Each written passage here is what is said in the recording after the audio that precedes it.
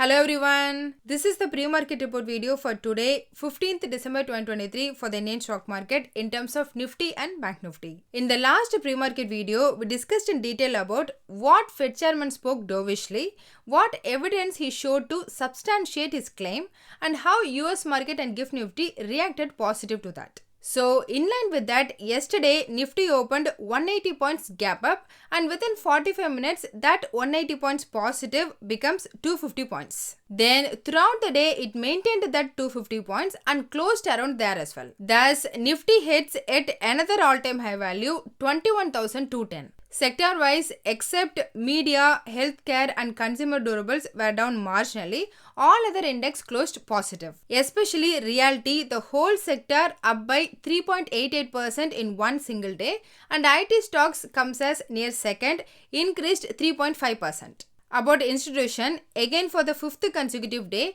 FI was net buyers. Yesterday, for the second day in a row, the net bought shares for mega value worth 3,570 crore rupees and DAI net bought for 550 crore rupees. So that's what happened yesterday in Indian market. In line with that global momentum, all European stocks too opened positive. However, European Central Bank didn't echo the same remark as US Fed regarding the notion of rate cuts, though ECB also pauses the Europe's interest rate, which in turn made the European index to give back some positivity, but still it closed at a more than 22-month hike. Then coming to US, before their market opening, US retail sales for November month unexpectedly increased 0.3% month-on-month basis, which is comfortably above than the expectation of contraction in both forecast and last October month. Then regarding jobless claims, the data was less 19-20,000 compared to analyst estimation. Both the macros which was released last night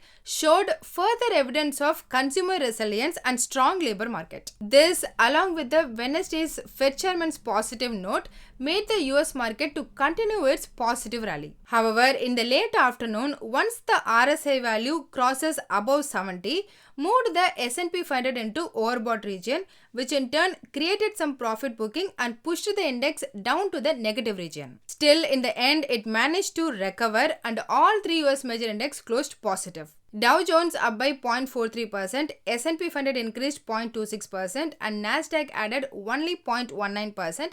In case of US VIX, it increased to 2% and moved near 12.5 from around 12. Here, please note, though the major index increased less than 0.5%, the US overall market was crazy positive. For example, in New York Stock Exchange, the advanced reckoning ratio is 3.98 to 1 and for Nasdaq it's 2.3 to 1 ratio. In addition, 10-year bond yield dropped below 4% for the first time in the last several months and moved around 3.92. So overall, though there was some issues in the major index around the afternoon time, still US market was very much on the positive side. However, coming to oil, on the last night IEA's monthly report, they raised their global forecast for 2024 oil consumption by 1.1 million barrels per day, compared with last month's forecast up only by 130,000 barrels per day. They cited an improvement in the outlook for US and lower oil price.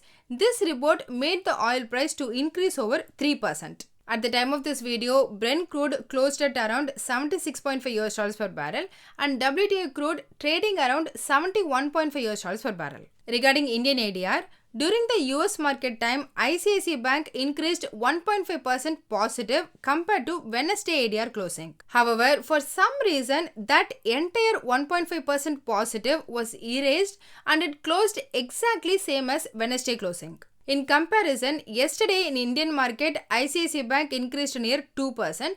So now, which means as an arbitrage, it's indicating the negative trade of around 1%. In case of Wipro, it closed 3% positive, but in Indian market, it ended 4% positive. That and comparing the Wednesday closing, it can be mixed around flat position. Whereas other two, Infosys and HDFC Bank, looks it got at least 1% more positivity. Then about GIFT Nifty, today early morning it closed at 21,423. Here yesterday at the time of closing, the premium was around 160 points, which I don't think that will sustain. So the more probable scenario is that GIFT Nifty will drop to 70 points premium in the coming days. Either way, today for now it's indicating gap up opening of 80 to 120 points. So those were the things happened last night in the global market. Now let's look at the India specific information. First, yesterday afternoon, Indian government released the wholesale inflation data for November month. The data came as only increase of 0.26% compared to a year ago. As we know and discussed a lot of times, wholesale inflation always dictate the following month consumer inflation. So overall, this data is positive and it's already, I think, factored in the market. However, the majority of the decrease comes from fuel price reduction rather than the food price. In fact, the food price on November month increased 4.69% year-on-year basis compared with an increase of just 1.07% in October. Based on this wholesale inflation data and accounting the food inflation 50% weightage, I think for December month, India's consumer inflation will come even more compared to November month. So let's see whether our assumption and calculation will materialize or not when Indian government releases the next data. Second, yesterday in the aftermarket hour, RBI said currently there is a liquidity deficit in the banking system for around 39,000 crore rupees. In order to fix that, today between 10:30 am and 11 am, RBI is going to conduct a 7-day variable rate repo auction for 1 lakh crore rupees. On the outside, it seems positive, but the bank who opted for this and those who bought in those auction kind of indirectly tells the investors that they have the liquidity problem. So I presume banks will be focused on that time. Third, IDFC First Bank, LIC Cards and MasterCard together announced their collaboration to launch an exclusive co-branded credit card for 27 crore LIC policyholders. So for sure, it's positive for IDFC First Bank and to some extent for LIC as well. Fourth, M&M's new Scorpio received 0 NCAP rating. In comparison, previous generation vehicle earlier scored 5 stars for adult occupancy and 3 stars for child occupant protection. So I consider this as negative for M&M stock price. As a summary, global momentum and US market looking good. In line with that, even GIFT Nifty indicating the gap up opening of 80 to 120 points.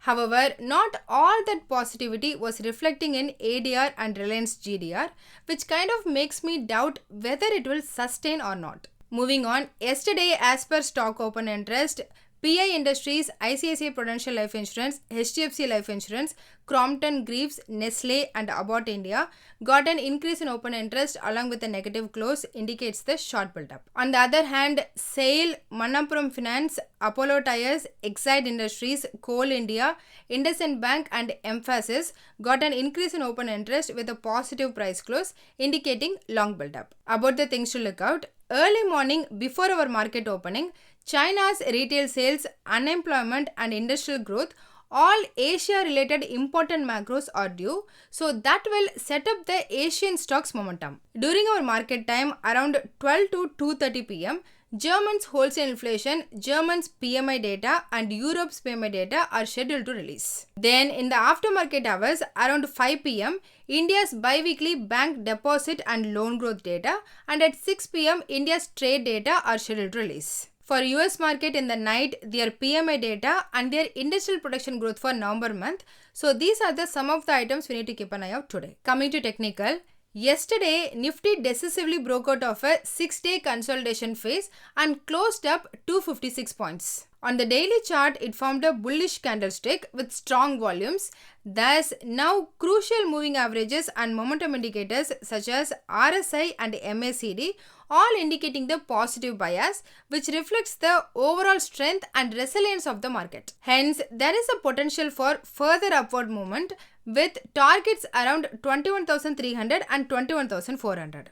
And also it got robust support at 20,950, which expects to act as a protective level on the downside. In case of Bank Nifty, it also opened a gap up of 475 points and also hit a new high of 47,944, but there was some profit booking at higher levels and finally closed at 47,732. Thus, on the daily chart, it formed a bullish candlestick with long upper shadow, which indicates the profit booking at higher levels and also hinting the 48,000 might become a strong resistance. I mean, if it crosses 48,000 means, then Bank Nifty shows it can extend the rally to 48,500 to 48,830, where resistance in the form of daily upper Bollinger Band is placed. Whereas the support zone is 47,600 to 47,700. Then, as per the weekly options data, the maximum call option open interest was at 21,200 strike, which is near record high, followed by 21,300 and 21,400,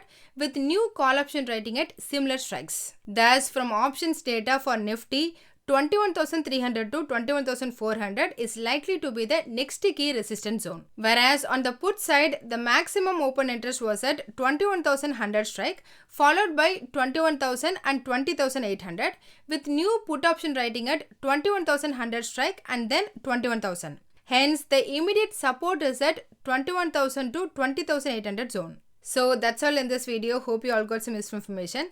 Please consider subscribing to the channel and liking the video, so it will help me beat the YouTube algorithm and also motivate me to do more. Please don't make any investigation based on this, as I'm not a SEBI registered advisor. I'm doing this for my and viewers' educational purpose only. Thanks for watching.